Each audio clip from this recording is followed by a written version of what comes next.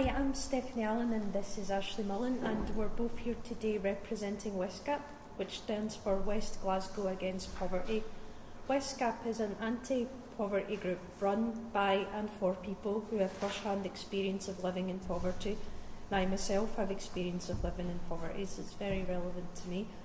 We are totally independent and we're not funded by the government, and we are not part of any political party or organisation. We see no difference between the end we want to achieve and the means by which we achieve it. We operate on a collective basis with an active commitment to equality and an intolerance of sexism, racism and homophobia, and of discrimination of any form, such as that based on disability, age or class. We believe we cannot expect change of others unless we are willing to start with ourselves, and we work constantly to do so. We run a free, independent and confidential advice service, primarily covering benefits advice, as well as advice on housing problems, homelessness, debt and a wide range of other issues. WestGap works not from the point of view experts holding and providing information to others, but tries to work with people so we can all be better informed.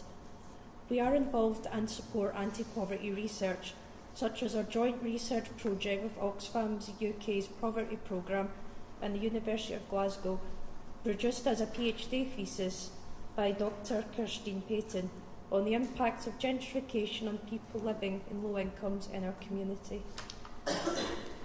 We also happen to be sociology undergraduate students. Having been involved in WestGap for 4 years as a welfare rights advice worker, in my final year, I've come to consider how I could use the sociological knowledge and skills that I've developed during my degree and how these might be put to use in our organisation. During the summer, I carried out a piece of research for Glasgow City Council on the employability agenda and how it's affecting the most vulnerable people in our city in the context of welfare reform.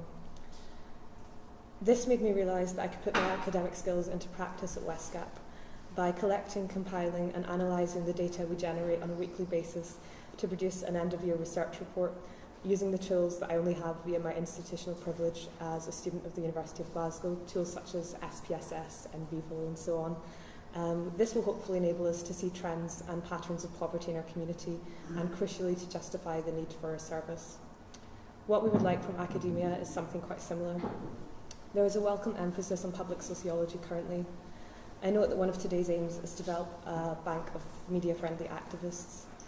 We would also like to propose that a bank of publicly engaged sociologists is created, those who have the time and who would be willing to give up a couple of hours each week to volunteer with a local community group as a researcher and collaborator.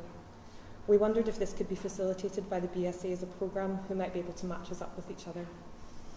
In turn, we could help you as we have a wealth of knowledge on people's everyday experiences of poverty and austerity, but we lack the platform and resources to make these heard.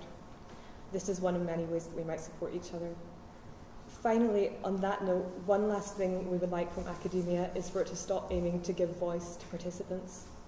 This might sound like an issue of semantics, but we think it's actually quite important. We want you to discursively recognise that your participants have their own voices and their own opinions that they are quite capable of voicing themselves.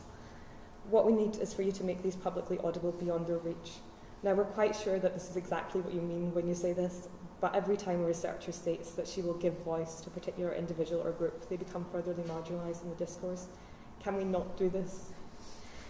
We want to eradicate poverty and we want to change the world, and we believe that the best way to do that is by people getting together locally to effect positive change as individuals and as a community, and to share experiences in larger forums, which in turn can exert pressure on governments and policymakers. We're delighted to be invited to participate today, and we hope that together we may take steps towards this. Thank you very much.